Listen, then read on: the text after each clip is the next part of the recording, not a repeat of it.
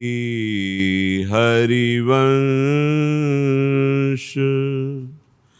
राधावल्लभ श्री हरिवंश राधावल्लभ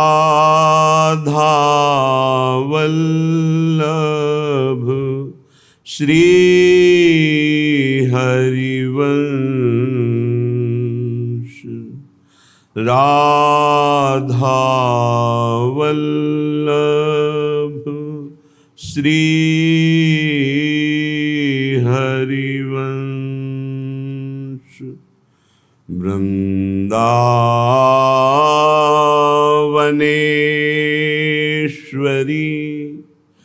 तवैव पदारविन्दम्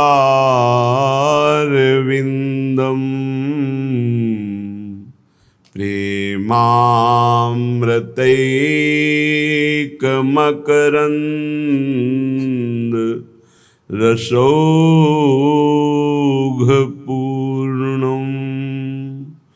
हृद्यर्पितं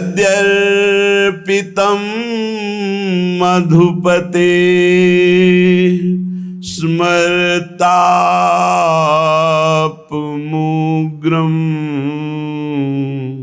निर्वापयत् परम शीतलमाश्रयामि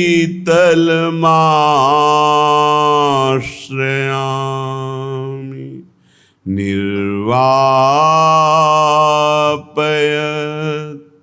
परम शीतलमाश्रया। तीन रसिकन की मैं बलिहारी। ऐसे रसिक महापुरुषों की बलिहारी जाऊं। अनन्य भय जे विपिन राज के सीमा भूमि तज अनत न धाई। तीन रसिकन की मैं बलि जाई। बलिहारी है ऐसे रसिक महापुरुष की, चाहे जैसी परिस्थिति हो, चाहे जैसा संकट हो, पर श्रीधाम वृंदावन की सीमा को नहीं छोड़ा। बलिहारी है ऐसे अनन्य रसिक महापुरुष की। जब तक हम दुख से भागते रहेंगे तब तक दुख हमारा पीछा नहीं छोड़ेगा, और जिस दिन पलट कर खड़े हो गए दुख से निपटने के लिए, तो दुख तुम्हें छू नहीं सकेगा। बस इतनी हिम्मत रखनी है। हम बड़े महापुरुषों की बात कह रहे हैं। जब तक तुम दुख से भागोगे तो जिधर भाग रहे हो दुखालयम अशाश्वतम, दुख ही दुख है। और जब पलट कर खड़े हो जाओगे कि देखता हूं ये दुख मुझे कितना रौंदता है, अब मैं हरि शरण में होकर हर दुख सहूंगा, तो इसका नामो निशान मिट जाएगा। दुख का नामो निशान मिट जाएगा और आनंद महासुख में डूब जाओगे। पर लौटकर दुख की तरफ खड़ा होना बहुत कठिन है। दुख से पिंड छुटाकर भागने के लिए सब भाग रहे हैं, लेकिन दुख की ही तरफ भाग रहे हैं। दुखालयम अशाश्वतम। जो अनन्य भय श्यामा श्याम के और धाम से ऐसी प्रीति कर ली कि चाहे प्राण निकल जाए पर हम धाम नहीं छोड़ेंगे, बलिहारी है उन रसिकों की। उनको निश्चित प्रिया प्रीतम की प्रेम की प्राप्ति हो जाती बिना साधन के। धाम की ऐसी कृपा है। धाम रूप लीला रस माते, प्रेम भरे आनंद उर्छाई। नाना चाव भाव उर में भरी कुंज केली नित नूतन गाई, तीन रसिकन की मैं बलि जाई। धाम के अनन्य होने से क्या मिला? बोले धाम ने रूप प्रकाशित कर दिया। अभी रूप का पान नहीं किया इसलिए नशा नहीं चढ़ा। ये रूप ऐसा है, इसका पान कर लेने पर बड़े से बड़े महान दुख को भी हंसते हुए गले लगाने का भाव बन जाता है। बड़े से बड़े दुख को सहने का एक बहुत बड़ा भाव जागृत होता है। रूप में बड़ी मादकता है, बड़ा नशा है इस रूप में। ये बहुत आशव है, प्रेम आशव है रूप। जब ये रूप प्रकाशित होता है तब सब द्वंद्व भाग जाते हैं। पर ये रूप प्रकाशित होता है रसिक अनन्य के हृदय में, जो श्यामा श्याम का अनन्य, जो धाम का अनन्य।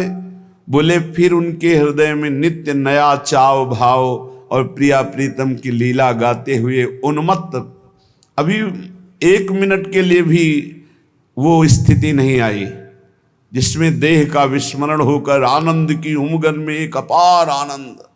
वो वाणी का विषय नहीं। आप चलो, आप अनन्य बनो, फिर देखो कैसा ये आनंद है। ये केवल वाणी का विषय नहीं कि प्रवचन सुन लिया या प्रवचन कर लिया, नहीं। ये बिना अनन्यता के, बिना श्यामा श्याम के समर्पण किए जीवन को, ये रस किसी साधन से नहीं आता है। नख सिख शोभा पिय प्यारी की, निरखत रहे दृगन रसिकाई। सखी भाव छायो रहे उर में, दंपति को नित लाड़ लड़ाई। नित रसिकन की मैं बलि जाई, तीन रसिकन की मैं बलि जाई। जो धाम का अनन्य हो गया, श्यामा श्याम का अनन्य हो गया और आनंद भर कर उनकी लीला गुण गायन करते हुए उन्मत्त रहता है, बोले उसे बिना प्रयास के सखी भाव की प्राप्ति हो जाती है।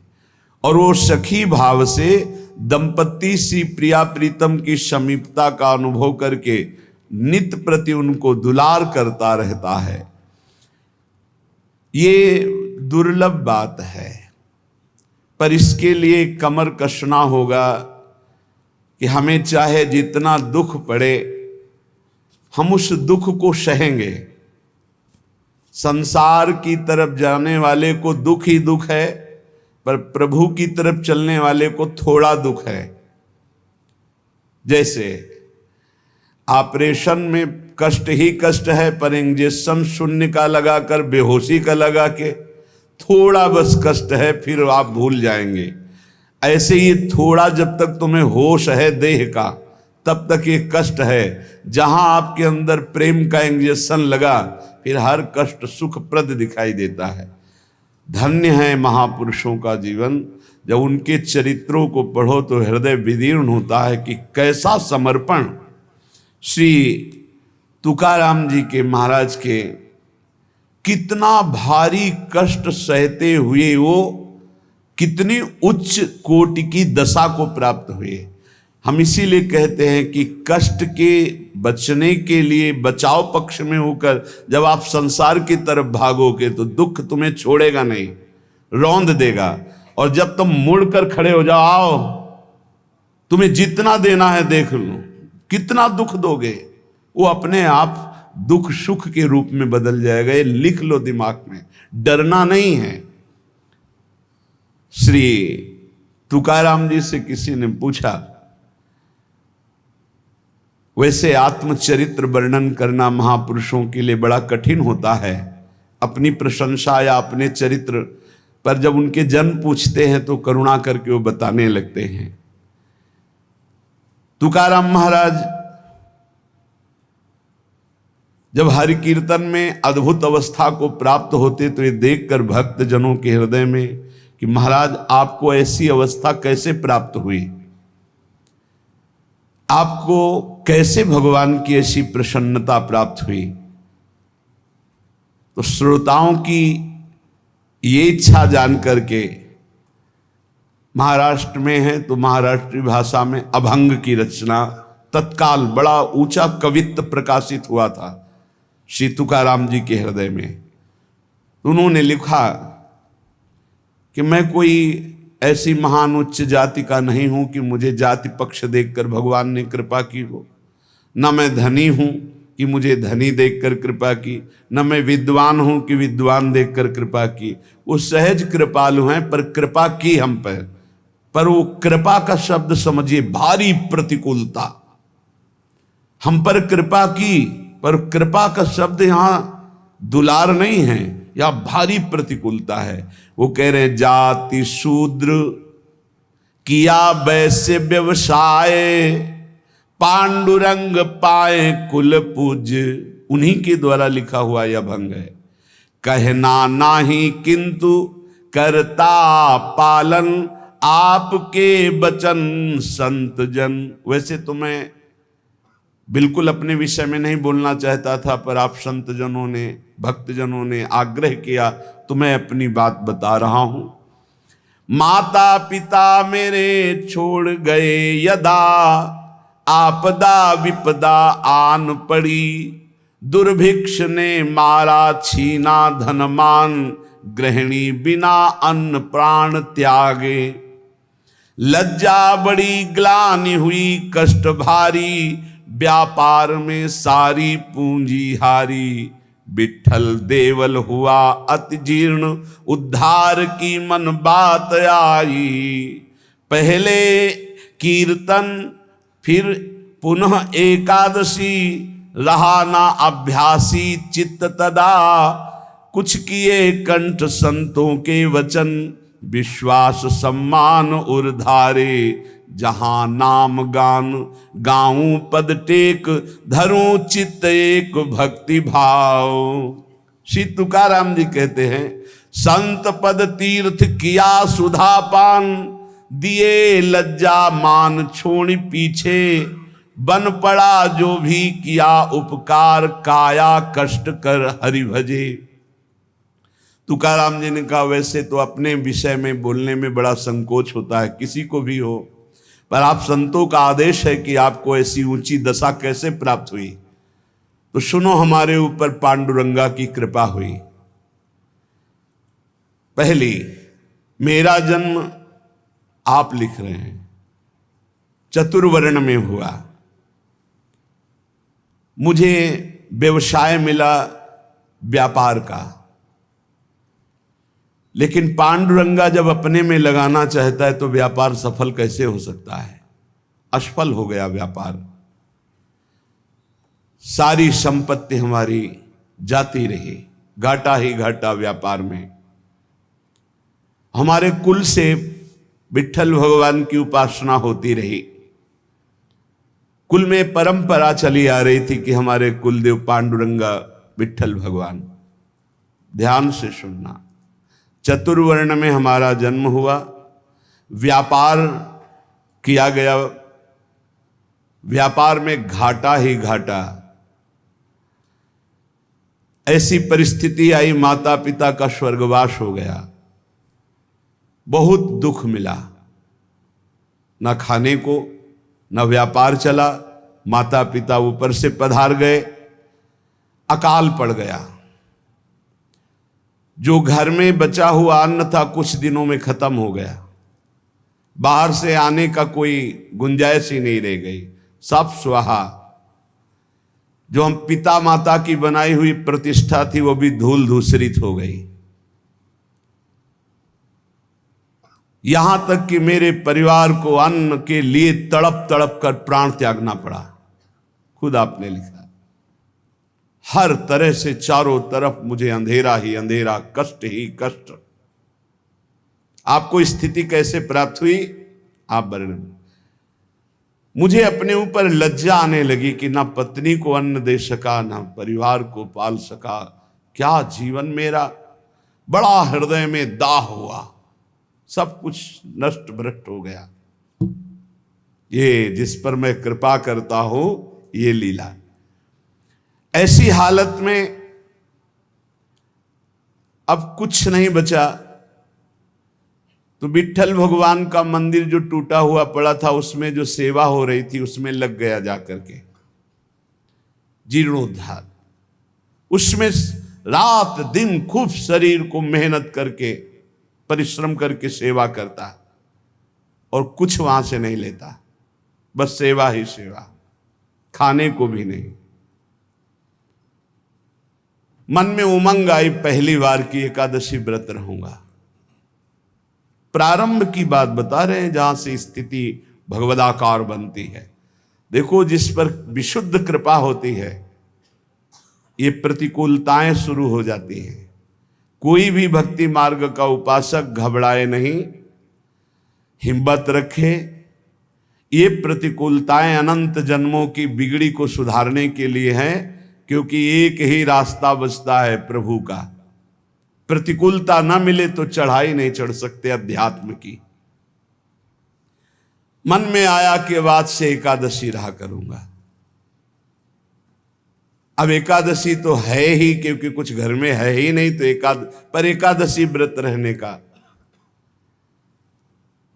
भजन में मन नहीं रमता था, क्योंकि अभ्यास ही नहीं था।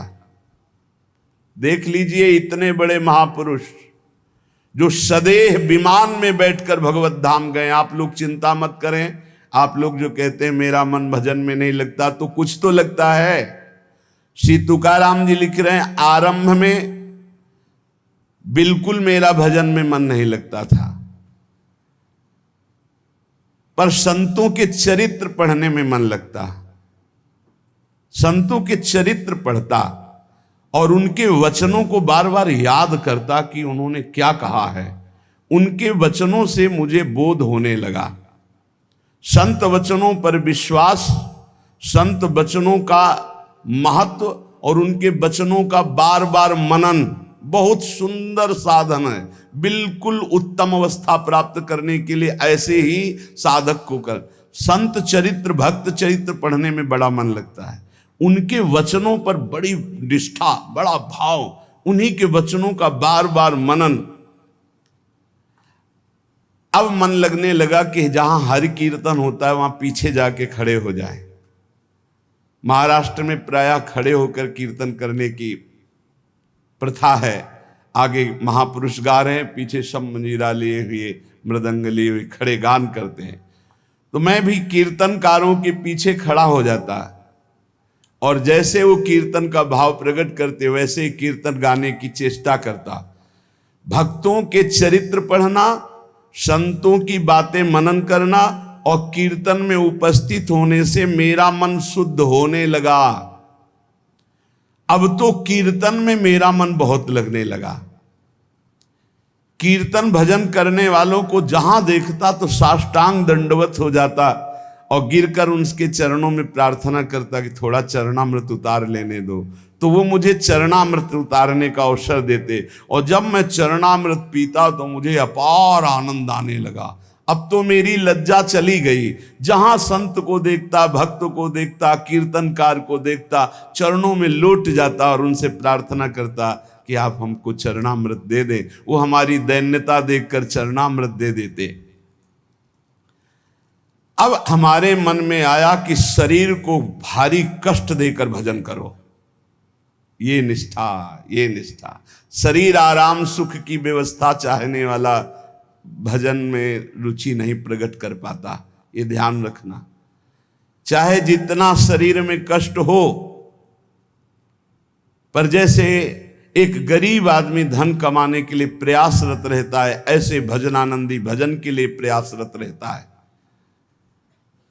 रात्रि विषयी पुरुषों के लिए सोने के लिए अच्छी लगती है, भजनानंदियों के लिए रात्रि भजन के लिए होती है। थोड़ा विश्राम किया, जग के बैठ गए। बैठने की सामर्थ्य नहीं, फिर करवट ली हुई, लेटे हुए, आंख खोले हुए, मंत्राकार वृत्ति। समय हुआ शौच स्नान, अपनी दिनचर्या। नींद, नींद कहां? जब तक भगवत साक्षात्कार नहीं तब तक नींद कहां, और जब भगवत साक्षात्कार हो गया तो नींद कहां? क्योंकि तमोगुण का पूर्ण नाश हो जाता है, त्रिगुणातीत अवस्था प्राप्त हो जाती है। ये निश्चय हुआ कीर्तन में जाने से, भगवत भक्तों के चरित्र पढ़ने से, भगवत भक्तों के वचन मनन करने से, भगवत भक्तों का चरणामृत पीने से, भगवत भक्तों के चरणांग में साष्टांग दंडवत करने से, कि शरीर को कष्टप्रद करके खूब भजन किया जाए। ये बड़े भाग्यशाली हैं जो ये शब्द समझ पावे। शरीर को कष्ट रखते हुए भजन करना, चैन नहीं लेने देना, ये बड़े भाग्यशाली होंगे सो ये बात पकड़ पाएंगे।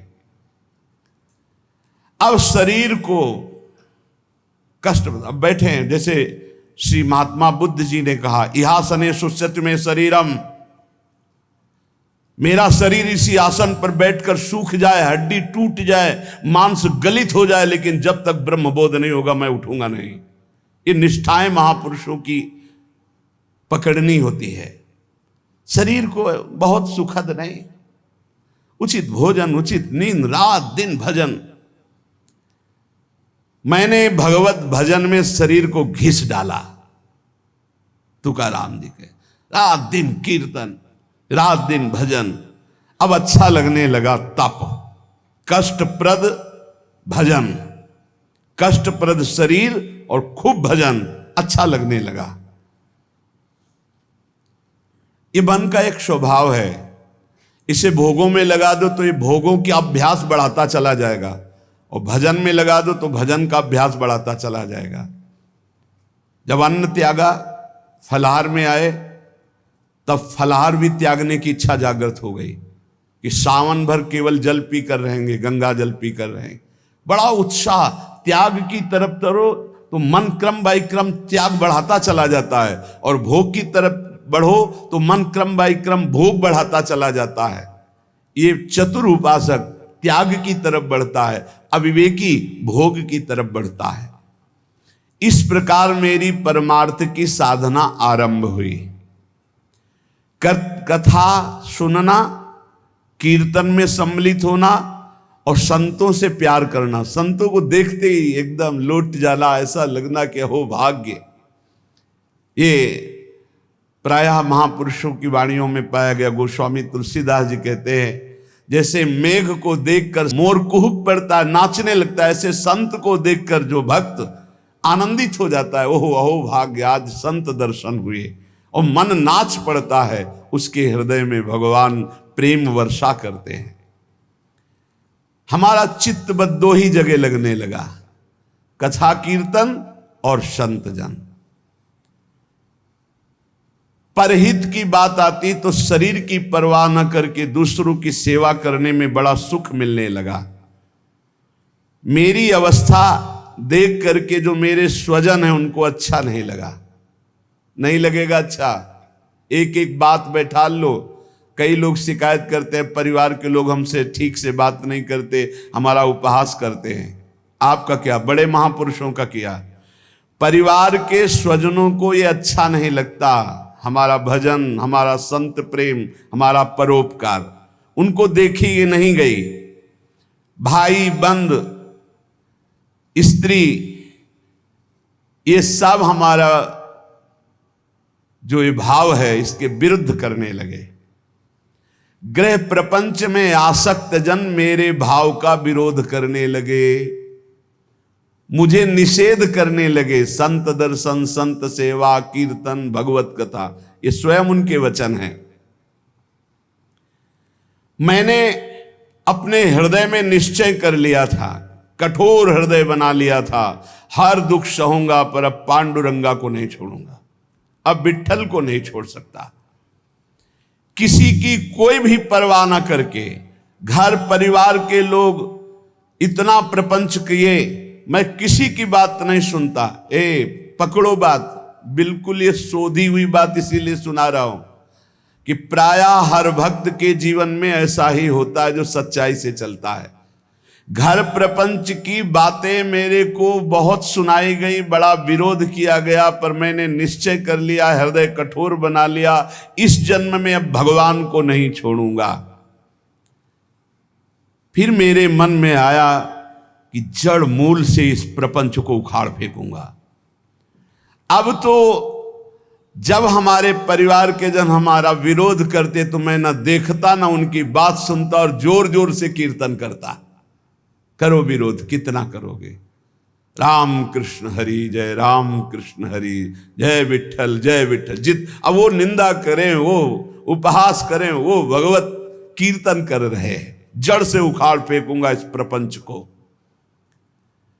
स्वजन अपनी ओर खींचते और विठ्ठल अपनी ओर खींचते, यही चलता है साधक के।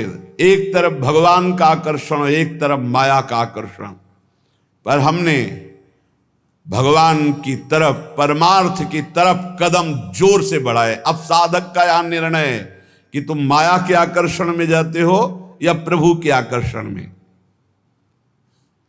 लोग बार बार हमसे कहते कि तुम प्रवृत्ति मार्ग में हो, गृहस्थ धर्म में हो, तुम्हें ऐसा नहीं करना चाहिए।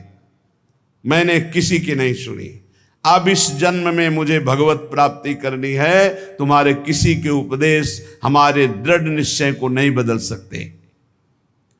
इतनी खींचातानी जीवन में उपस्थित हो गई कि सत्य की पहचान के लिए मुझे मन को समझाना पड़ा कि तू मेरा साथ दे दे। अब जगत में तो कोई साथ नहीं दे रहा। अय मन, तू मेरा साथ दे दे, तू मेरा साथी बन जा और सत्य स्वरूप भगवान श्री हरि के पथ का अनुसरण कर, तू कृतकृत्य हो जाएगा। तुकाराम जी महाराज कह रहे, कोई साथ नहीं दे रहा, अय मन तू तो मेरा साथ दे दे, मेरा साक्षी बन जा और भगवान सत्य स्वरूप हैं, उनके मार्ग का अनुसरण कर। इस असत्य संबंध, पति पुत्र परिवार, ये मिथ्या नश्वर प्रपंच भोग, तिलांजलि दे दे मन, तू मेरा साथी बन जा। मैंने बहुत लोगों के मतों को नहीं माना। मेरे हृदय में नित्य और अनित्य का विवेक जागृत हो चुका था, इसलिए मैंने सत्य को पकड़ा। केवल भगवान का मार्ग ही सत्य है, न ये संबंध सत्य है, न ये संसार सत्य है। इस प्रकार जब मैंने श्री हरि चरण प्राप्ति के लिए दृढ़ निश्चय कर लिया, तो उसी समय भगवान मेरे सदगुरु के रूप में पधारे। श्री बाबा चैतन्य ने मेरे हृदय देश में प्रकाशित होकर के श्री राम कृष्ण हरि इसका उपदेश किया। वही कीर्तन करते थे, पर वही गुरुदेव आकर हृदय में उपदेश किए, जिसे कहते हैं स्वप्नादेश। उपदेश किया कि अब तुम श्री राम कृष्ण हरि ही कहो। मैंने अब दृढ़ विश्वास कर लिया कि जो जप रहा था वो गुरुदेव ने दे दिया, अब तो किसी भी तरह मैं इसे नहीं छोड़ सकता। विश्वास चित्त में धार लिया कि मेरा भोजन भी राम कृष्ण हरि, मेरी प्यास भी राम कृष्ण हरि, मेरे प्राण भी राम कृष्ण हरि, मेरा सर्वस्व राम कृष्ण हरि। निश्चय कर लिया, बड़ा सहारा मिल गया। पहले जपते थे, वही जब गुरु ने दिया तो बड़ा सहारा मिल गया, परिपक्व हो गया। अब तो बैठ करके 24-24 घंटे नाम कीर्तन, क्योंकि निश्चय पहले ही कर लिया था शरीर को कष्ट देकर भगवत भजन करना। ये बहुत जल्दी भजन रंग लाता है। जब चित्त लवलीन होने लगा तो मेरे हृदय में कविता की स्फूर्ति होने लगी। श्री हरि के लीला गुण प्रकाशित होने लगे, उनको कविता रूप में लिखने की स्फूर्ति हुई।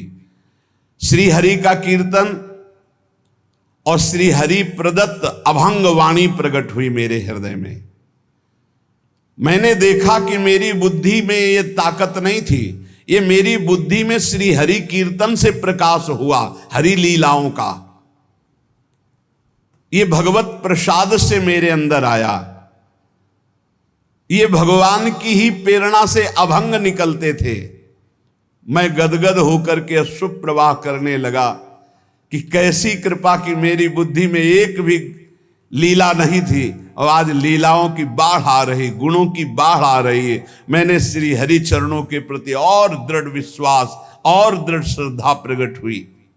क्रम चलता रहा।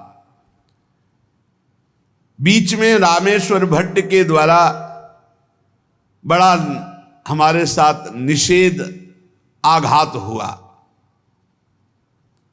मैंने भगवान की कृपा समझी, निषेध आघात हुआ, उसको भी सहा। बड़े विघ्न डाले जाते हैं, ये माया भगवती बड़ी विचित्र है। भगवान की प्रेरणा से मैंने उसको भी सहा। समाज का विरोध, घर का विरोध, माया का नाना प्रकार तांडव, खाने को नहीं, हर अव्यवस्था। चलो भजन, यहां जरा सा कामना पूर्ति नहीं होती, बोले अश्रद्धा हो गई भगवान में। ये कोई भगत है? भगवान ही हमारे प्रीतम हैं, उन्हीं को प्रसन्न करना है, इसलिए नाम कीर्तन और सुंदर कवित्त रचना करके उनको सुनाता। जब मैं ऐसा करता तो बहुत लोगों ने मुझे अनुचित ठहराया। इन बातों को बहुत पकड़ना है, हिम्मत से चलना है। बहुत लोग विरोध करने लगे। जो मेरी लिखी हुई वाणी थी, बड़ा विरोध होने लगा। इस विरोध से मेरा चित्त यूं दुखी हुआ कि हे हरि, आप प्रेरित करते हो, सो मैं लिखता हूं, सो मैं गाता हूं, फिर ये विरोध क्यों? जब मुझे लगा कि मेरे हरि ही नहीं चाहते हैं, तो जितने अभंग रचना की थी सबको लेकर के इंद्रयाणी नदी के दह में जाके डुबो दिया। विरोध कर रहे थे।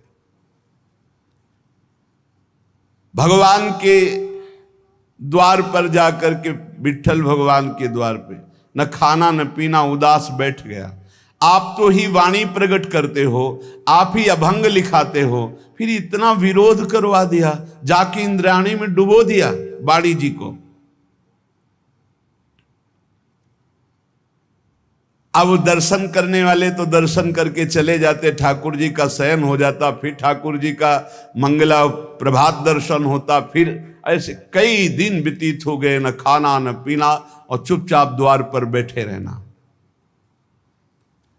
दया आई पांडुरंगा को, और साक्षात प्रकट हुए जब कोई नहीं था रात्रि में, वहीं दरवाजे पे पड़े रहते,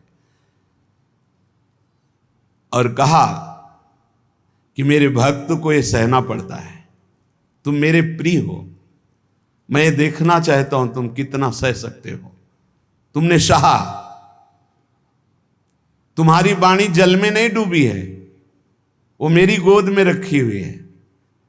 तुमने जल में डाला था, मैंने उसे गोद में लिया है।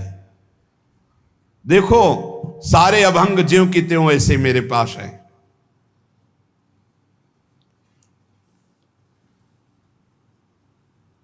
अभंग ज्यों के त्यों, जैसे श्री भगवत रसिक जी की वाणी यमुना जी में, तो यमुना जी ज्यों कत्व, एक अक्षर भी गीला नहीं हुआ था, ज्यों कत्व ले। ऐसे भगवान ने कहा जो तुमने इंद्राणी में डुबो दिया ना अपनी वाणी, कि सब विरोध करते, मैंने अपनी गोद में लिया है। ये रहस्य रघुनाथ कर बेग न जाने कोई, सहना पड़ेगा इतने बड़े महापुरुष को भी। कितने कष्टों से ही भरा जीवन। तुकाराम जी भगवान का सगुण साक्षात्कार करके, भगवान से बात हुई, भगवान ने दर्शन दिया।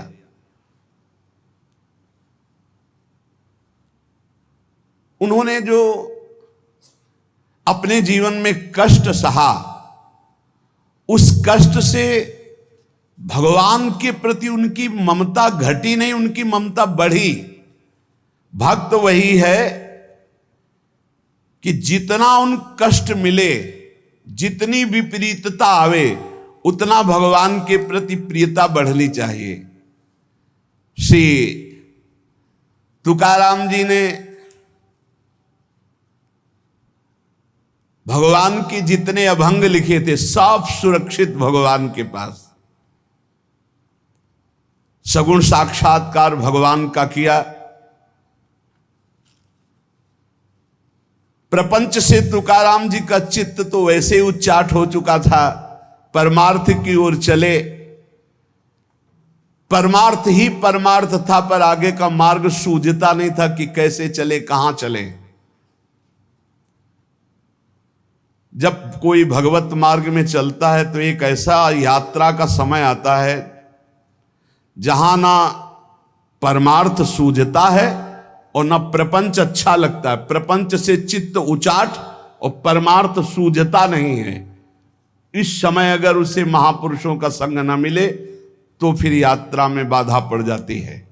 ये पकड़ लो, परमार्थ सूझता नहीं आगे और प्रपंच अच्छा नहीं लगता। बड़ी शून्याकार स्थिति होती है, ना आनंद की उमगन होती है, ना ऐसा, बड़ी शून्याकार स्थिति हो। इसमें सत्संग की बहुत आवश्यकता होती, जो इस यात्रा को पार करने में साधु संग बहुत लाभप्रद होता है।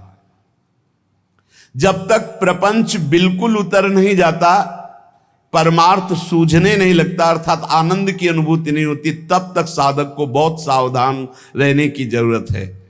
मनोभूमि में जब तक वैराग्य शुद्ध प्रकट नहीं होता तो उसमें गुरुजनों के द्वारा जो बोया हुआ बीज है परमार्थ का, वो अंकुरित नहीं होता।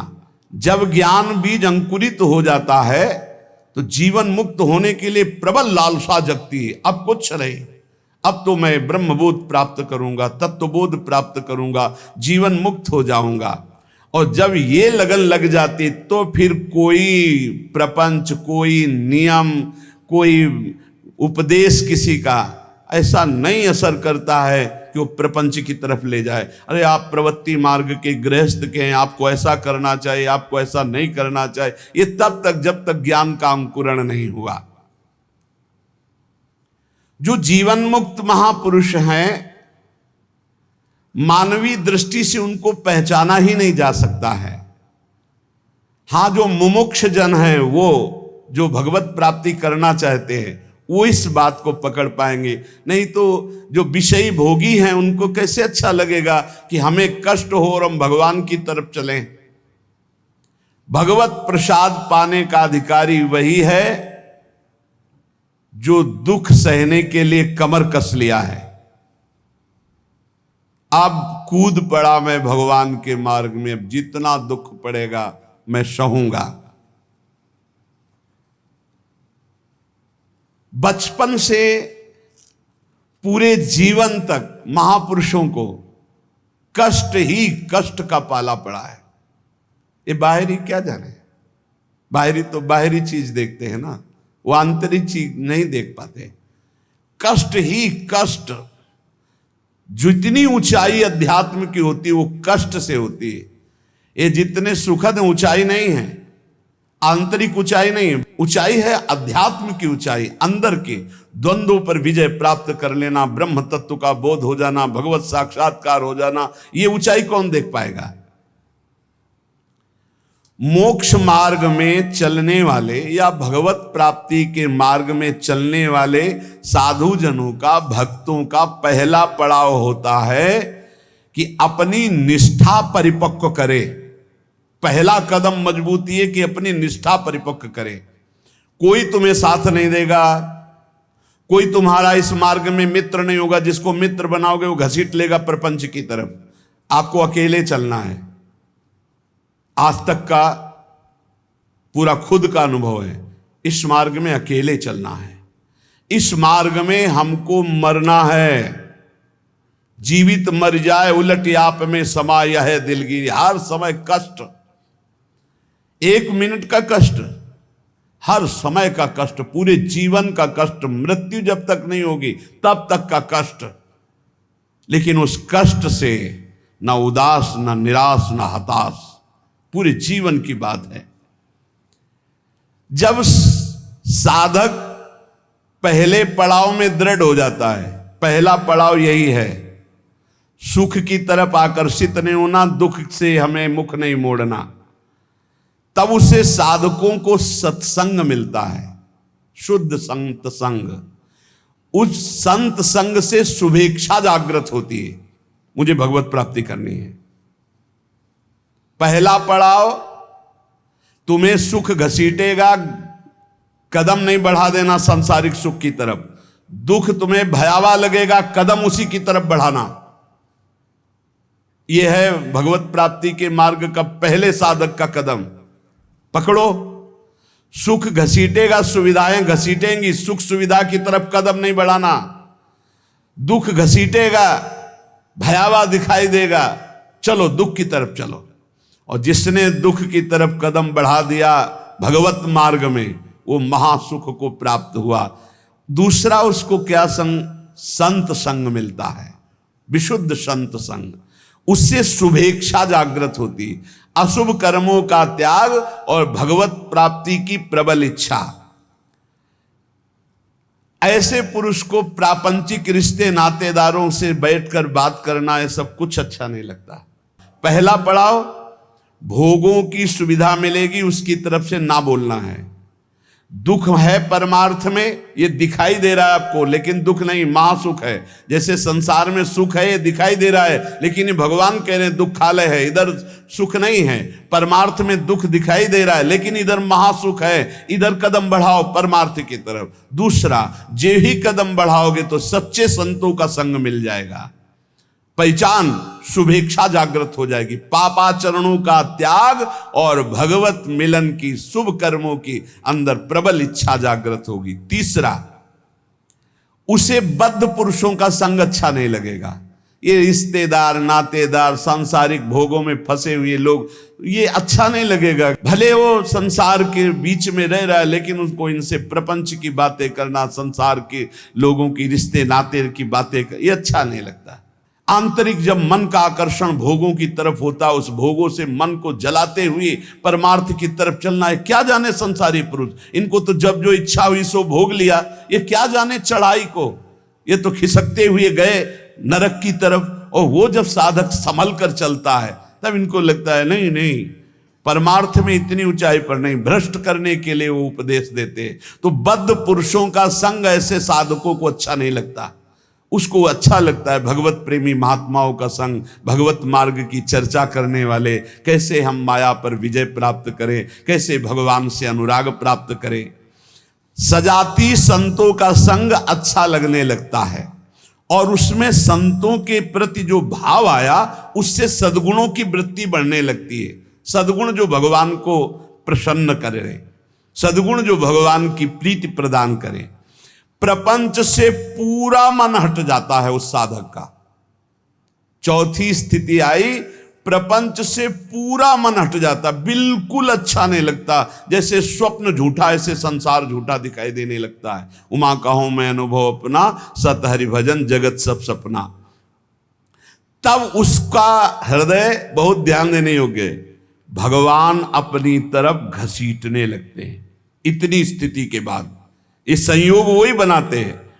श्री तुकाराम जी कहते हैं, फिर चित्त ऐसा घसीटते हैं, देव वसे ज्याचे चित्तिम त्याची घड़ावी संगति। ऐसा चित्त घसीटा कि अब तड़पड़ाहट प्रकट हो गई, व्याकुलता प्रकट हो गई भगवत मिलन की चाह की। फिर भगवान सिद्ध सदगुरुदेव की समर्पण वृत्ति करवाते हैं। इसके बाद, इतने के बाद सिद्ध सदगुरुदेव की समर्पण वृत्ति कराते हैं। और जहां सिद्ध सदगुरुदेव की समर्पण वृत्ति हुई, उसके आचार विचार चिंतन सब उसी कोटि होने लगे। महापुरुषों का प्रभाव होता है कि बहुत कम समय में, जो हजारों वर्ष की साधना से नहीं होता, कम समय में परिवर्तन प्रारंभ होना शुरू हो जाता है। उसमें वो सब सामर्थ्य आने लगती, वो सद्गुण आने लगते हैं, जिससे वो प्रभु को रिझा सके। श्री तुकाराम जी कहते हैं, फिर ऐसे जब महापुरुष का संग लाभ हुआ तो अवलंब दृढ़ हो गया, शरणागति पुष्ट हो गई, आत्मसमर्पण पुष्ट हो गया। उसके अंदर ये बातें आने लगी। उपास्य, जो संप्रदाय अनुसार इष्ट देव प्राप्त हुए, उन इष्ट देव में सर्वभाव, श्री राधा वल्लभ मेरो प्यारो, जैसे यहां कह रहे हैं पंढरपुर निवासी पांडुरंगा में पूर्ण आसक्ति। ऐसे वृंदावन निवासी श्री राधा वल्लभ लाल में पूर्ण आसक्ति। बस राधा वल्लभ लाल को हृदय ध्यान मुख नाम, मेरो प्यारो राधा वल्लभ मेरो प्यारो, सर्वोपरि सबहिन को ठाकुर, सब सुखदान हमारो प्यारो, मेरो प्यारो राधा वल्लभ मेरो प्यारो। अपने उपास्य देव में जब सदगुरुदेव की प्राप्ति हुई तो ऐसे चित्त आसक्त हो गया, हटाए नहीं हट सकता, प्राण प्यारे एकदम वो हृदय का विषय। दूसरा, अपने आचार्य की वाणी में अपने इष्ट का जो जस गाया गया है, जैसे श्री तुकाराम जी कह रहे हैं श्रीमद् भागवत और श्रीमद् भगवत गीता, क्योंकि विठ्ठल भगवान श्री कृष्ण तो श्रीमद् भागवत और श्रीमद् भगवत गीता प्राणों से भी अधिक प्यारी। ऐसे श्रीमद् चतुरासी जी, श्रीमद् राधा सुधा निधि, ये प्राण से भी अधिक प्यारी। सिद्ध सदगुरुदेव के मिलने पर इष्ट देव में परम आसक्ति और इष्ट ग्रंथ में परम आसक्ति। चतुरासी जी तो ऐसे हो जानी चाहिए जैसे कक्षा 1, 2, 3, 4 में ककहरा मात्रा पहाड़ा याद हो जाता है ना, ऐसे याद हो जानी चाहिए चतुरासी जी। इष्ट ग्रंथ कंठ में विराजमान हो जाना चाहिए। तीसरा, ये अभेद भक्ति है।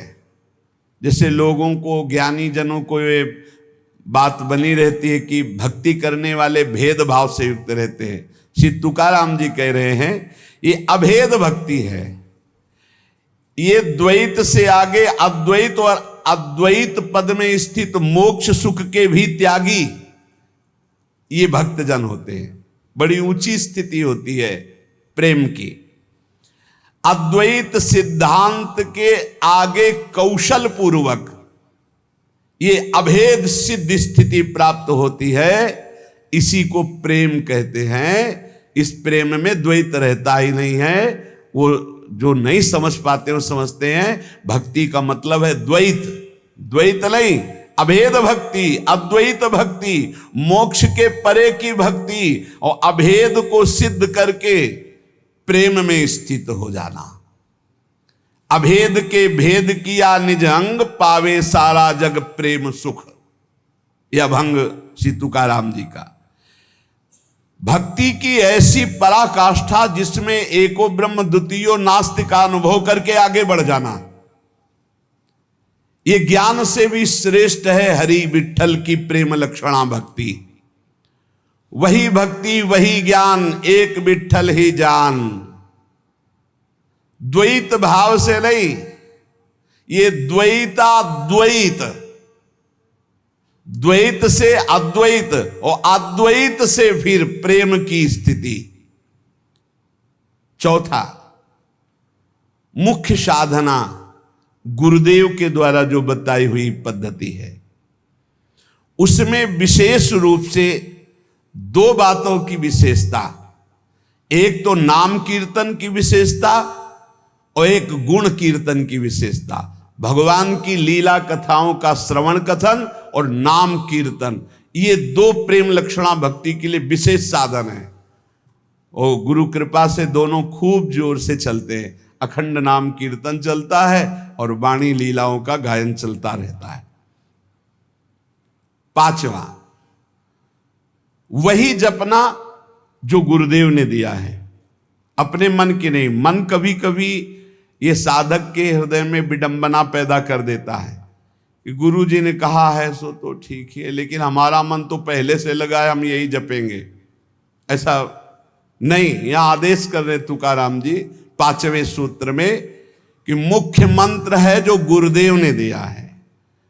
श्री हरि के अनंत नाम हैं, सभी सामर्थ्यशाली हैं, पर जो हमें गुरुदेव ने नाम दिया है, मंत्र दिया है, उसी में हमें आसक्ति करनी है। और भगवान के शास्त्र नामों का कीर्तन करना चाहिए। कल भी चर्चा में आया था कि गोपाल शास्त्र नाम, विष्णु शास्त्र नाम। छठवां, अपने मार्ग के कुछ महापुरुषों का चरित्र और नाम भक्त चरित्र और नाम अपने महापुरुषों का। जिस मार्ग में आप चल रहे हैं उनके चरित्रों को पढ़ने से बल मिलता है, और उनके कैसी निष्ठा प्रिया प्रीतम के प्रति समर्पित रहे, कितना त्याग भावना रही। आश्चर्य होता है कि क्या ऐसा भी हो सकता है, इतनी स्थिति कैसे आ सकती। जब महापुरुषों के रसिक अनन्यों के चरित्र पढ़ते तब हमें पता चलता है। तो पांचवा, भक्त चरित्र भक्त सुमिरन होना चाहिए प्रत्येक उपासक के जीवन में, बहुत लाभ मिलता है। छठवां, आदि गुरु में निष्ठा होना। हमारी आदि गुरु प्रियाजू हैं, हमारे इष्ट भी प्रियाजू हैं, हमारे संप्रदाय की कर्ता भी प्रियाजू हैं, हमारे मंत्र भी प्रियाजू हैं, हमारे नाम भी प्रियाजू हैं। राधई वेष्टम संप्रदायिक कर्ता आचार्यो राधा मंत्रदः सदगुरुश्च राधा मंत्रो राधा, सब कुछ हमारी राधा है। कितना हमें सौभाग्य मिला कि हमारी सब कुछ श्री राधा है। मंत्र भी राधा, नाम भी राधा, मंत्रदाता गुरु भी राधा, आचार्य भी राधा, संप्रदाय स्थापना करने वाली भी राधा, और जो इष्ट देव हैं वो भी राधा, और हमारा निवास स्थान भी राधा चरणारविंद, श्री राधा जुग चरण निवास, जस वर्णो हरिवंश विलास। आदि गुरु में निष्ठा होना, आदि गुरु ऐसे आचार्य को कहते हैं। तो आचार्य भी हित सजनी श्री किशोरी जी के स्वरूप ही है।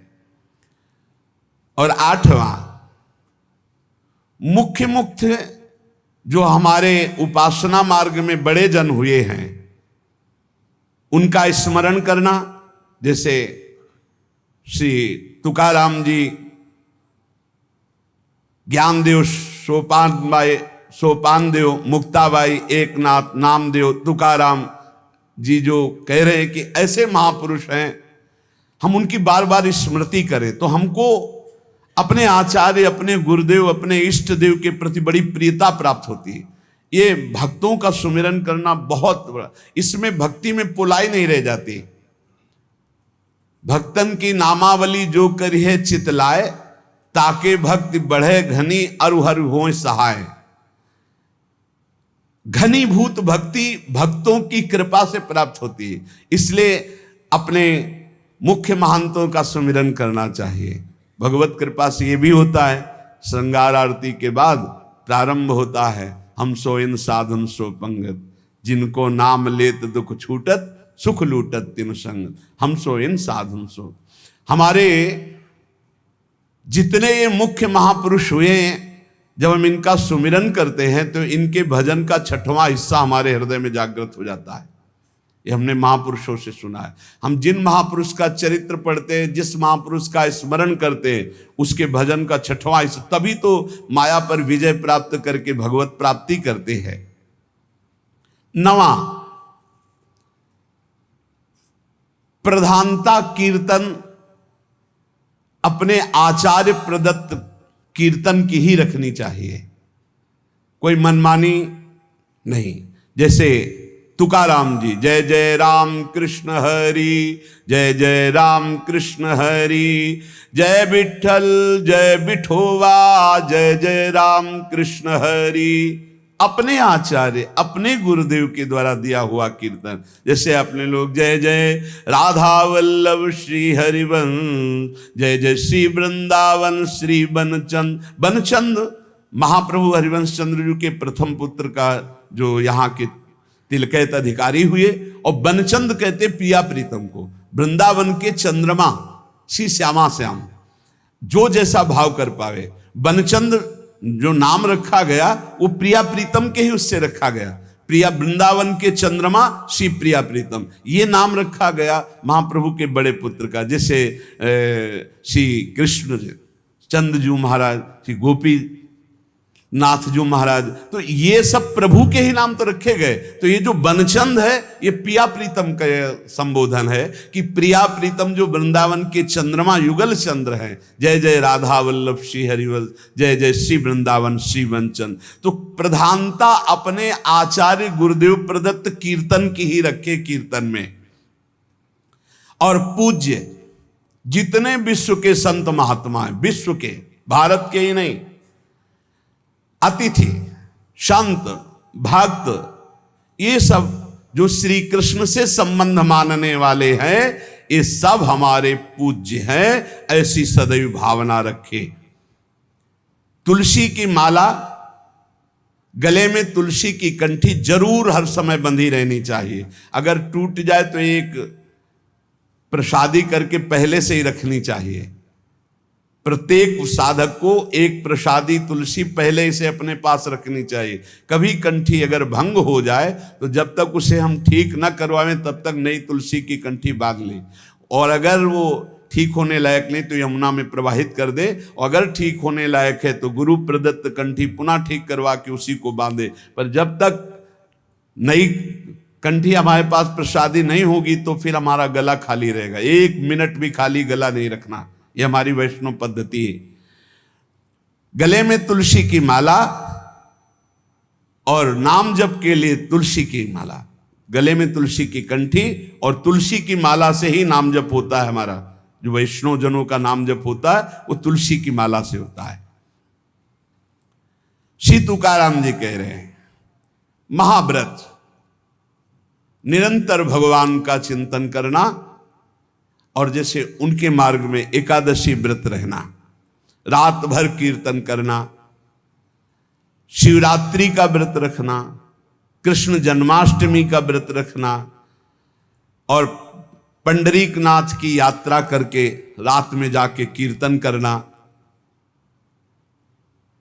12वां महातीर्थ, अपने इष्ट देव के संबंध से जो तीर्थ स्थल हैं उनमें यात्रा करना या वहां वास करना। अपने लोगों को तो परम सौभाग्य स्वामिनी जी ने दे दिया, वृंदावन वास, नित्य उनकी लीला स्थली, यही लीला कर रहे हैं।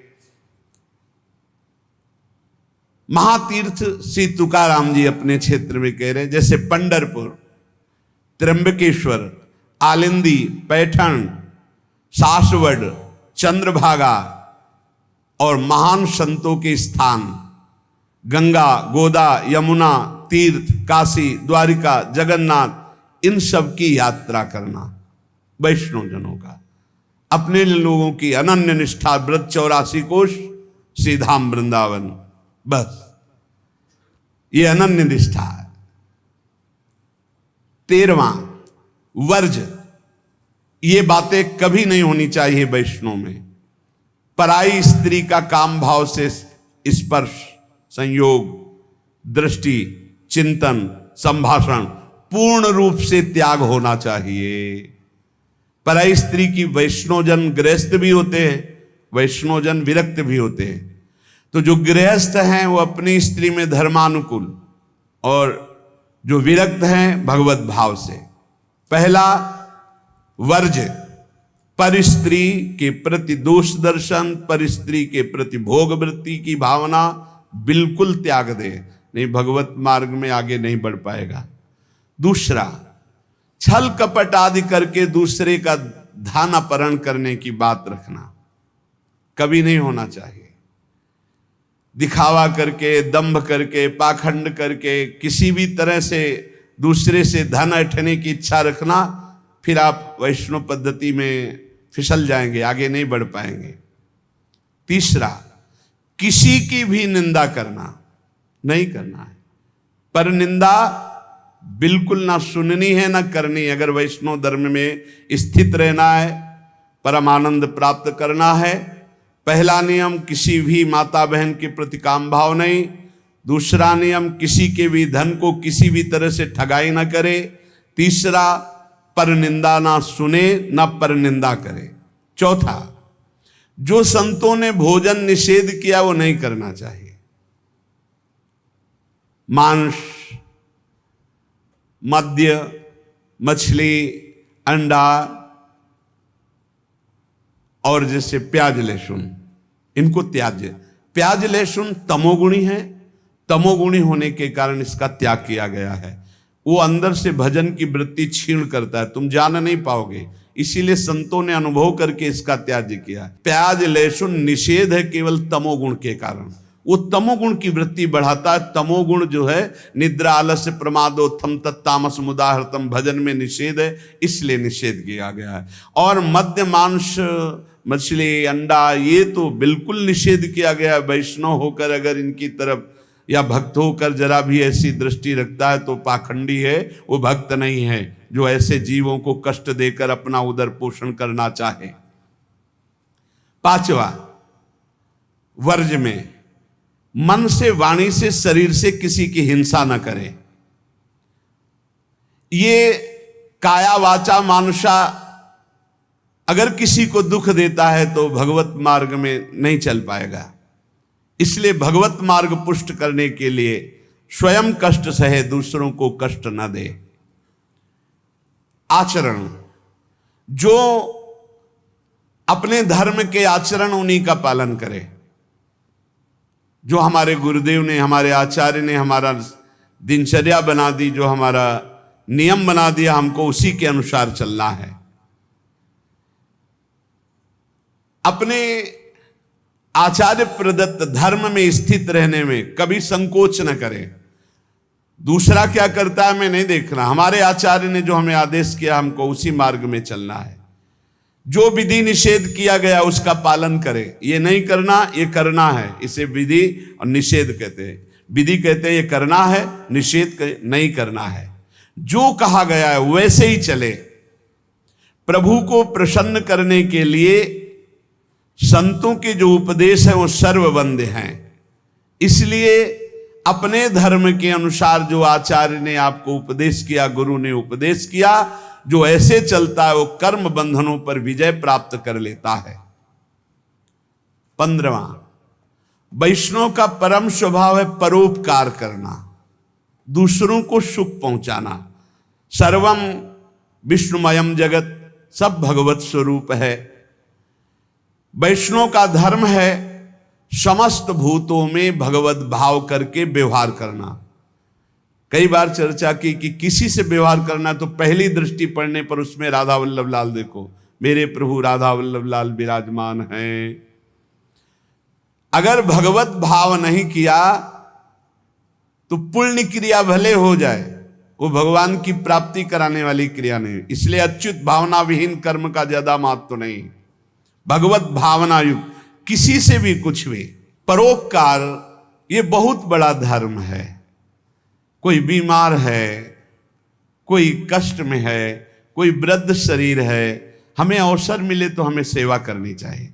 अगर हमारे पास अर्थ है, कोई बीमार है, वो अर्थ की अव्यवस्था कारण सही औषधि नहीं उसकी हो पा रही, हमें कूद पड़ना चाहिए, हमें सहयोग करना चाहिए। धन की सार्थकता है इसी बात में कि दूसरों को हम सुख प्रदान कर सके। परोपकार सबसे बड़ा धर्म है। परहित सरिस धर्म नहीं भाई, पर पीड़ा सम नहीं अधमाई। श्री तुकाराम जी महाराज कह रहे हैं कि जब हृदय में भ्रांति उत्पन्न हो जाती है, भ्रांति क्या, भगवान में सुख है ये ना मानकर, भोगों में सुख है ये मानकर जब जीव बहने लगता है तो लुभायमान हो जाता है भोगों से, तो उसको सुख नहीं मिलता। यद्यपि जहां भोग भोग रहा है वहां भी परमात्मा है, क्योंकि परमात्मा के बिना कहीं कोई सत्ता ही नहीं। तो कह रहे हैं वो ऐसे लोग हैं जैसे जोंक या चीचड़,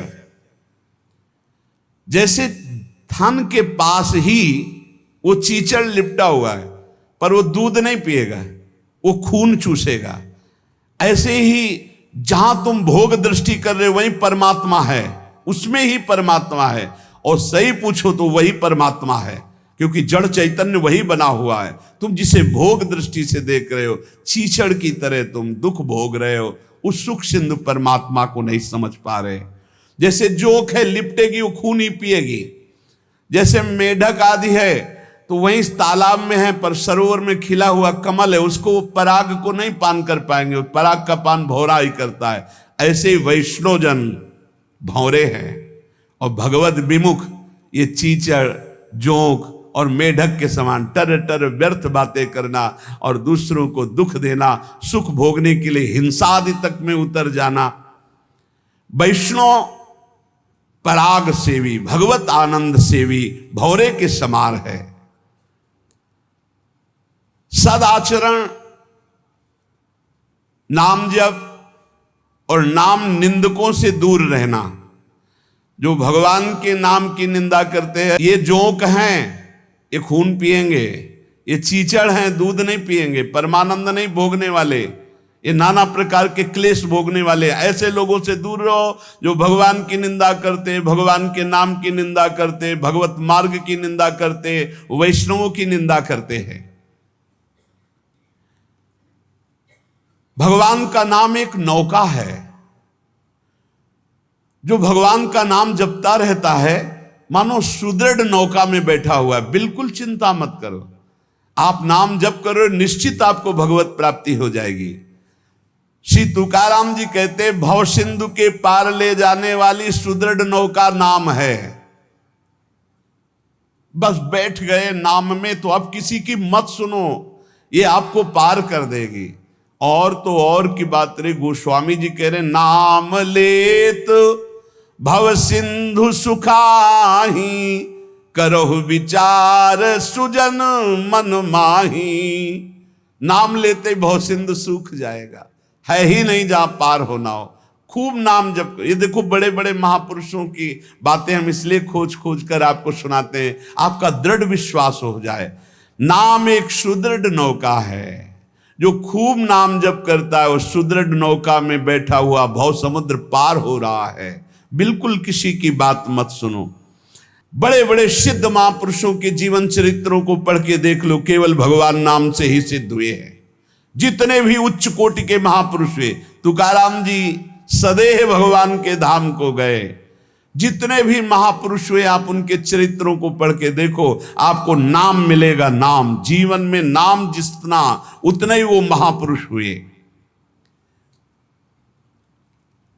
बीज पेड़ से ही प्रकट होता है, पर पेड़ बीज से ही प्रकट होता है।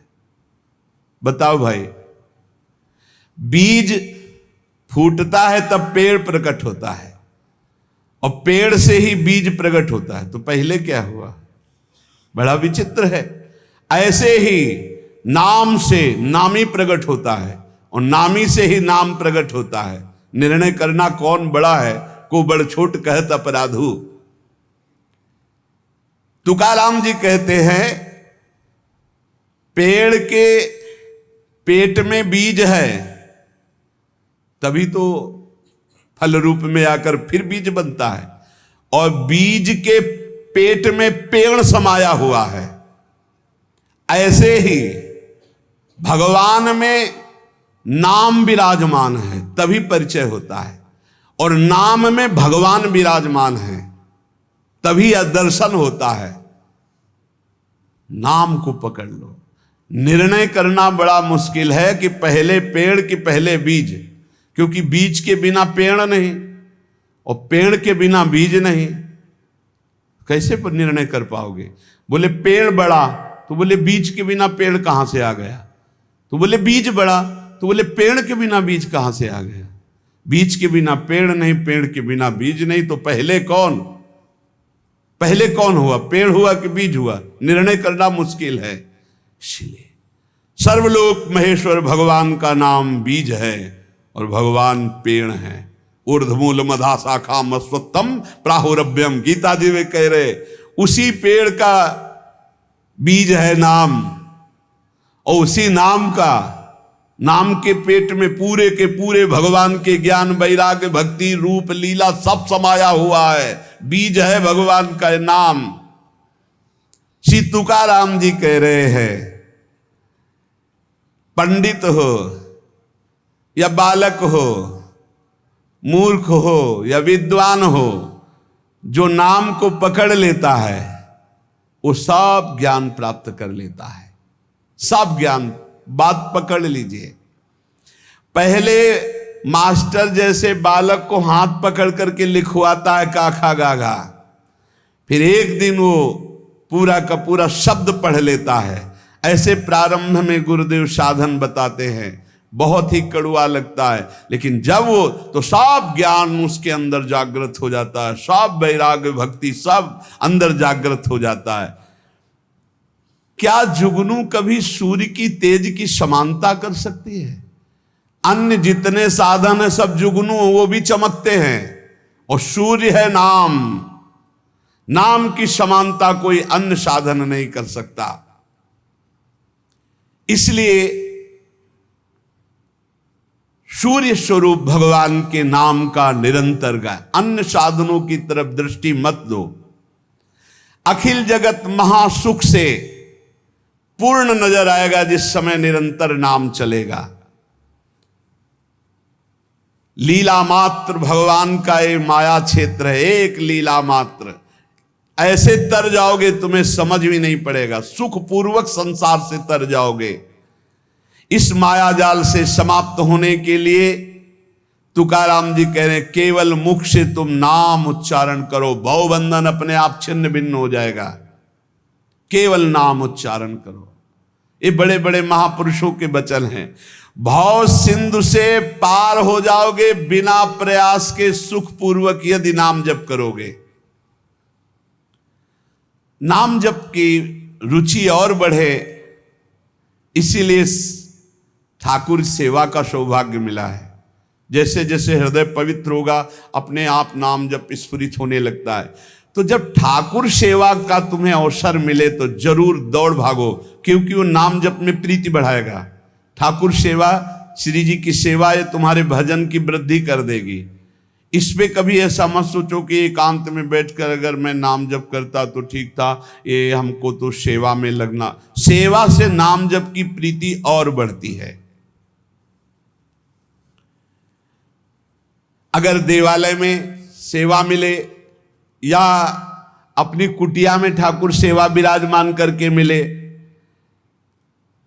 देखो भाट की तरह उनकी स्तुति करो और तुच्छ नीच भाव रखकर अपने को उनकी सेवा में लगा दो, तो तुम्हारे हृदय में नाम सतत चलने लगेगा। जैसे सूत मागध बंदी जन राजा का गुण गाते हैं, ऐसे दैन्य होकर के प्रभु के गुण गाओ। देखो ना बड़े बड़े महापुरुषों के, सूरदास जी के अश्रु चल रहे, पद गा रहे, ठाकुर जी बैठे सुन रहे।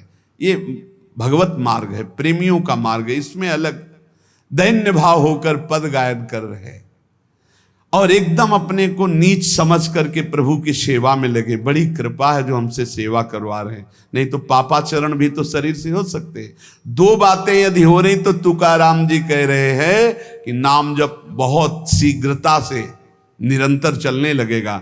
यदि श्री जी की सेवा और श्री जी के गुणों का गायन, लीला गायन दैन्य होकर, जैसे राजा के सामने कुछ चंद धन के लिए सूत मागध बंदीजन उनका जस गाते, ऐसे हम प्रेम के लिए अपने आराध्य देव का जस गाते हैं। श्री तुकाराम जी कह रहे हैं कि बड़े बड़े देवता भी इच्छा करते कि मृत्यु लोक में मानव देह में हमारा जन्म हो जाए, तो हम ऐसा भजन करेंगे कि भगवान को प्राप्त कर लेंगे, स्वर्ग से भी ऊंची स्थिति प्राप्त कर लेंगे। और तुम मृत्यु लोक के भोगों में फंसकर भगवान को छोड़ रहे हो।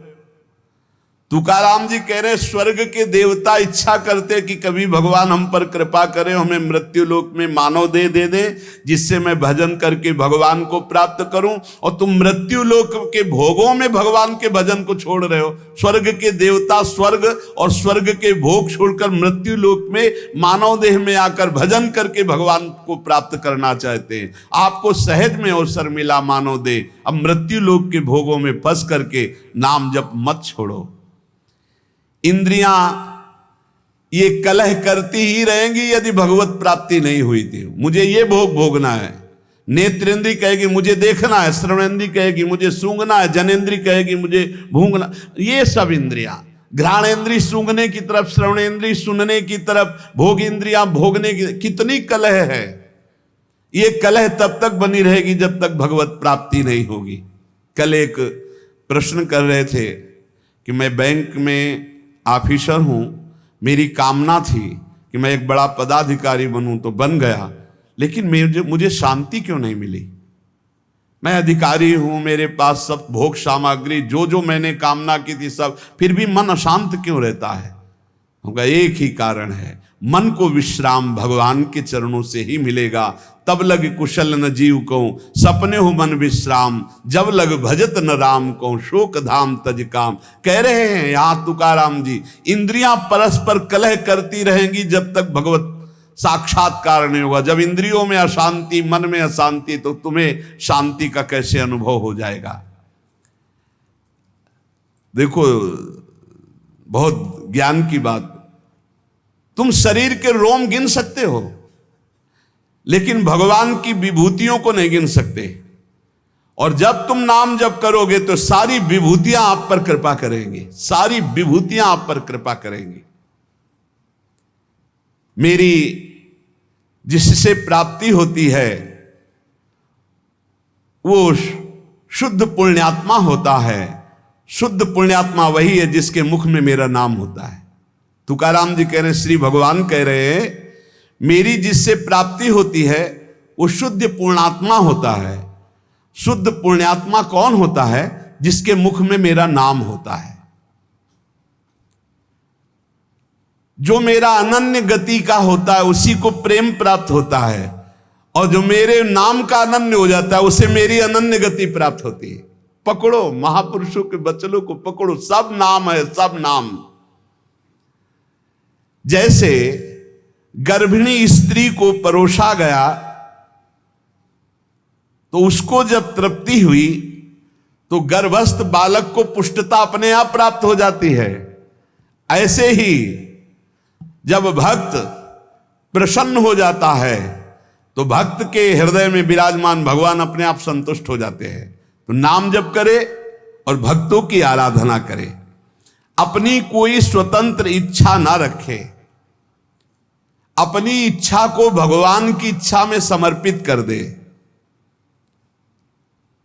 माली जल को जिधर ले जाता है उधर ही जल प्रवाहित होने लगता है। हमारे जीवन बगीचा के मालिक हैं भगवान गुरुदेव।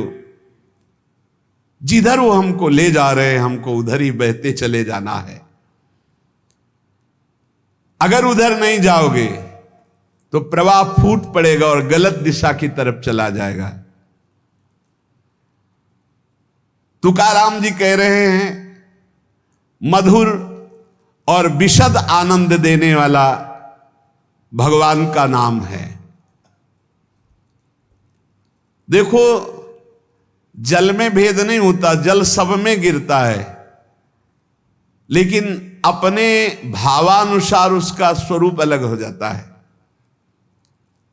जल तो ईख में भी गिरता है तो वही जल मधुर गन्ने का रस बन जाता है, और जल धतूर में भी गिरता है जिससे उसका फल पुष्ट होता है, वो जहर बन जाता है। जल केले में गिरता है जिससे कपूर बन जाता है। जल सीपी में गिरता है तो मोती बन जाता है। जल तो समान भाव से बरसता है लेकिन अधिकारानुसार उसका फल अलग अलग हो जाता है। तो जो उपासक भगवान में डूबा हुआ है वो महामधुर रस, विशद आनंद, विभिन्न विभूतियों का कृपा पात्र बन जाता है।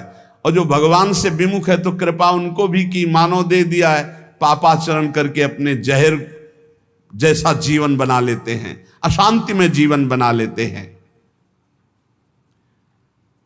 चित्त मगन होकर के जब नाम गुणगान करता है, जब वाणी कंठ अवरुद्ध होने लगता है, शरीर में रोमांच हो जाता है, आंखें अधकुली और अश्रु वर्षा होने लगती है, शरीर में आनंद की लहर तरंगायमान होकर कंपायमान शरीर को कर देती है, ऐसा जब सुख प्रकट होता है तो जीव की जीव दशा नष्ट हो जाती है और वो भगवत स्वरूप हो जाता है। बनावटी नहीं, स्वाभाविक ये स्थिति। जब नाम गुण कीर्तन करते हुए ऐसी मस्ती छाती है, आपाद मस्तक, शरीर के चरण से लेकर मस्तक तक रोमांच हो गया, आंखें अधखुली हैं, चेष्टा रहित है, आनंद जल अश्रु रूप में बरस रहा है और ऐसी लहर आनंद की उठ रही कि शरीर कंपायमान हो रहा है। महासुख अलौकिक रस जब प्रकट होता है ऐसा, तो जीव की जीव दशा नष्ट हो जाती है और अपने स्वरूप में स्थित हो जाता है। संसार में रहते हुए, क्रिया करते हुए कोई कैसे मुक्त हो सकता है बिना अक्रियत्व आए? क्योंकि जो क्रिया करेगा उसका कर्म बनेगा, कर्म बनेगा तो अवश्य में भोक्तव्यम कृतम कर्म शुभाशुभम। तो कह रहे हैं तुकाराम जी, नटनाट्य अवधे संपादिले सोंग, ये जगत का जो नाटक का स्वांग रचा है उस परमात्मा ने रचा है। तुम भी उसी स्वांग के एक हिस्से हो, बस स्वांग मात्र करो, सच्चाई से नहीं। तुम न किसी के सच्चे पति हो, न किसी के पुत्र हो, न किसी के पिता हो, न किसी की पत्नी हो। तुम भगवत स्वरूप हो, स्वांग मिला है, स्वांग करो। और सच्चाई है कि मैं ईश्वर के नाम रूप लीला धाम में निरंतर चित्त को जोड़े। ये सच्चा नहीं है, झूठा है। ना तुम कुछ दिन के जो बने हुए पति हो, ना शाश्वत पति नहीं हो। तुम पहले नहीं थे, बाद में भी नहीं रहोगे, बीच में कुछ दिन के हो, लेकिन शाश्वत है सच्चिदानंद प्रभु।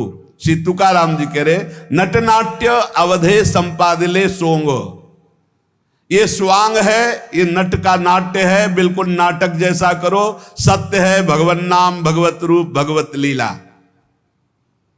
क्या कोई अंगारों की सेज पर सुख की नींद सो सकता है? तो उत्तर आएगा नहीं। तो क्या खटमल की चारपाई पर सुख की नींद सो सकता है? तो बोले नहीं। तो बोले ऐसे ही भोग वासना, नाना प्रकार की गंदी वासना, ये क्या तुम्हें सुख चैन से सोने देंगी? अनंत जन्मों से जलते हुए चले आ रहे हो, आगे भी जलना पड़ेगा। नहीं, आगे बढ़ो, संसार के मार्ग में नहीं, भगवत मार्ग में, तभी सुख से विश्राम कर।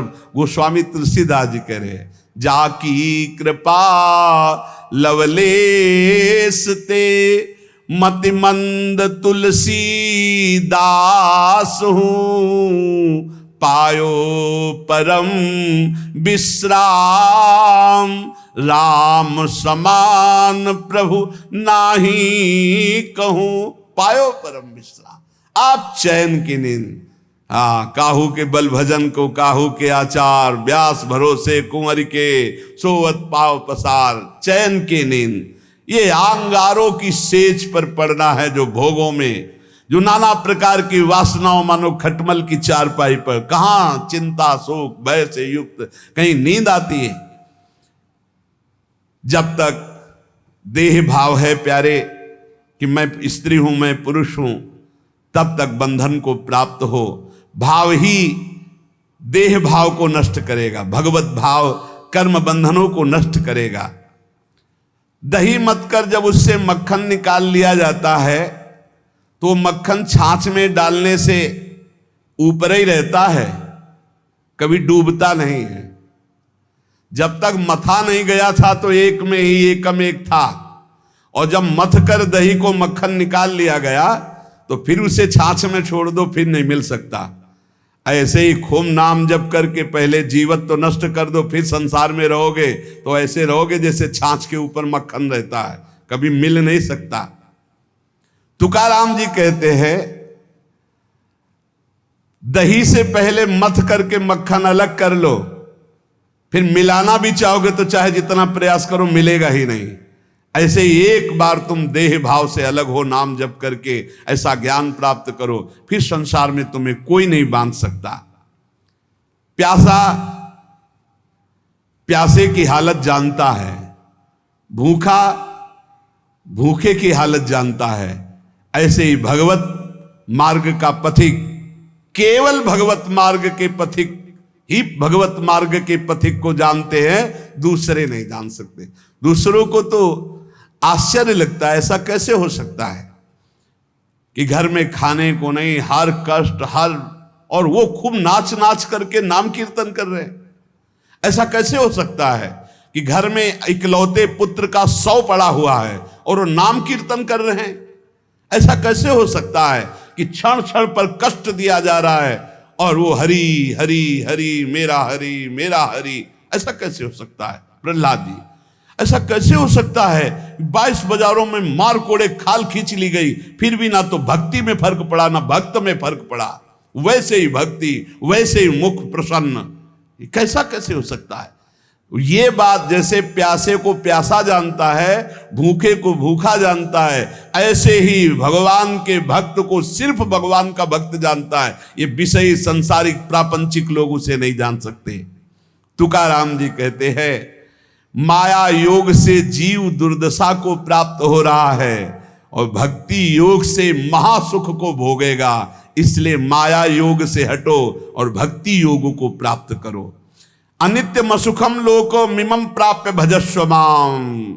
ये संसार के नाशवान सुख भोगों से मन को हटाओ। लोक के भोग तुम्हें दुर्गति को प्राप्त करा देंगे। प्राप्य भजस्व माम, मुझे भजो। भगवान कह रहे मेरा स्मरण करो। बाटे या जनाचे थोर व आश्चर्य विषय वडिम भूतले जीव। तुकाराम जी कह रहे हैं कि जीव भोगों में फंसकर समय को नष्ट कर रहा है। वो समझ रहा है बड़ा अच्छा समय व्यतीत हो रहा है, लेकिन आगे भयानक दुख आने वाला है। फिर मृत्यु होगी, फिर अन्य योनियों में जाओगे। इसलिए भजन कर लो। पैसा के बल से, भोगों के बल से, पद के बल से तुम काल से नहीं बच सकते। उन्मत्त मत हो, भजन कर लो। तुकाराम जी कह रहे बड़ी दया आ रही ऐसे जीवों पर जो भोगों के बल से, धन के बल से अपने जीवन को नष्ट कर रहे हैं कि समय बढ़िया जा रहा है बड़ी मौज मस्ती से, लेकिन वो आगामी दुख को नहीं देख पा रहे हैं। अरे ये मुझे ना भजे ऐसा कौन सा बल है इनको मिल गया कि निश्चिंत होकर भोगों में पड़े हुए हैं। भगवान को भी दया आती है कि ये जीव कैसा भूला हुआ है। इनमें कौन सा ऐसा दम है जो अंत काल में तुम्हें काल से बचा सकता है? रुपया में, पत्नी में, पुत्र में, पति में, परिवार में, धन में, किसमें ऐसा बल है जो तुम्हें मृत्यु से बचा सके? जब मृत्यु से नहीं बचोगे तो फिर अगला जन्म होगा, फिर उस योनि में नया। ये कब तक चलता रहेगा? क्या यमदूतों से तुम्हें ये रुपया पैसा बचा लेगा? क्या यमदूतों के दंड से तुम्हें ये नाना प्रकार के शरीर संबंधी लोग बचा लेंगे? नहीं। तो विद्या बचा लेगी, वयस बचा लेगी, प्राणियों का रिश्ता नाता तुम्हें बचा लेगा। अरे अब होश में हो जाओ। संसार काल का कलेवा है, इसमें कोई नहीं बचेगा, सब मरेंगे। इसलिए नाम जप कर ले, अपने को बचा ले। बचाना क्या है? देह भाव से हट गए, बच गए। भजन के बल से देह भाव से हट गए तो मृत्यु का प्रवाह देह में होगा, आपके ऊपर नहीं। आप परम पद को प्राप्त हो जाएंगे। जीव तू मृत्यु को मत भूल। मृत्यु को बड़ा चस्का लगा है लोगों के मारने का। वो किसी को नहीं बख्शती, सबको मारती चली जाती, रौंदती चली जाती है। एकमात्र नंद नंदन यशोदानंदन है जो तुम्हें मृत्यु से बचा सकते हैं, देह भाव रहित करके। चाहे कोई कितना बुद्धिमान हो, क्या चीनी से ऊख बना सकता है? गन्ना बना सकता है? गन्ने से चीनी तो बन गई, लेकिन चीनी से गन्ना खड़ा कर सकता है फिर? कभी भी कितना भी बड़ा विज्ञानी हो, गन्ने से चीनी बन गई, गन्ने का रस फिर उबाला गया, फिर वो चीनी बनने के अधिकार में आ गया। पर चीनी से गन्ना बना सकता है? तो बोले नहीं। तो बोले वैसे दिमाग खर्च कर ले, तू जन्म जन्मांतर में मृत्यु के चक्कर में पड़ा हुआ है। जब तक तू भगवान का भजन नहीं करेगा तब तक तू सुख नहीं प्राप्त कर सकता।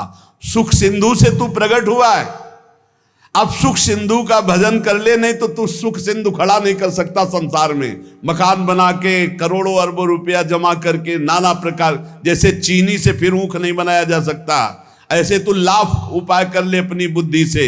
इस दुखालय संसार में तू है सुख स्वरूप, लेकिन तू सुख नहीं पा सकता बिना सुख सिंधु का भजन के। गर्भवास में तूने वादा किया था कि हर जीव वादा करता है, एक बार मुझे यहां से निकाल दो, मैं भजन करके भगवान को प्राप्त करूंगा। अरे उस वादे को भूल गया। भगवान शेषनाग भी अपनी 2000 जिह्वा से जिनका नाम गुणगान करते हैं, वेद भी जिनका नेति उनसे वादा किया था तूने कि एक बार गर्भ से बाहर कर दो, मैं तुम्हारा भजन करूंगा। बौरा गया, इस माया में आके फिर बौरा गया, अपनी जिह्वा से व्यर्थ की बातें करके, दिमाग से नाना प्रकार के प्रपंच का चिंतन करके फिर फंस गया चक्कर में, वो वादा भूल करके। इसलिए श्री तुकाराम जी कहते, जीवात्मा तू ही अपना तारक है और तू ही अपना मारक है। यदि तूने वादा निभाया और भजन किया तो अपने को तार लेगा, और यदि वादा भूलकर फिर प्रपंच के चिंतन में लगा तो अपने को बार देगा। तू अपना उद्धारक बन रे जीव, तू मुक्त है, मुक्त हो जा। सोच, ये संसार तेरे को कभी सुख नहीं दे पाया, तो अब क्या तुझे सुख देगा। इसलिए जैसे भोजन पाने से तृप्ति होती है एक एक कवल से, ऐसे एक एक नाम से संसार से वैराग्य, स्वरूप का बोध और भगवान से प्रेम होता है। इसलिए निरंतर नाम जप करो, जो हमारे जीवन का परम लाभ है नाम। हर समय नाम जप करते रहो, जहां संत जन मिले दौड़ कर जाओ, चरण वंदना करो, उनके वचन सुनो। भगवत चर्चा सुनने से नाम जप में बड़ा उत्साह होता है। भजन न होई संग बिन, भजन बिना नहीं प्रेम, और भजन के बिना भगवत प्रेम नहीं हो, प्रेम के बिना इस संसार से मुक्ति नहीं। क्योंकि जब भगवत प्रेम होता है तो शरीर राग नष्ट हो जाता है। नहीं, ये बड़ा कष्टमय शरीर है। अभी भगवान कृपालु हैं, आपको कष्ट का समय नहीं आया इसलिए आप नहीं समझ पा रहे हैं। नहीं, बड़ा कष्ट करना ही है, जी नहीं सकते। बड़ी मतलब आप समझो, अगर स्थिति ना हो तो प्रतिपल कष्ट का समय है, प्रतिपल कष्ट का समय।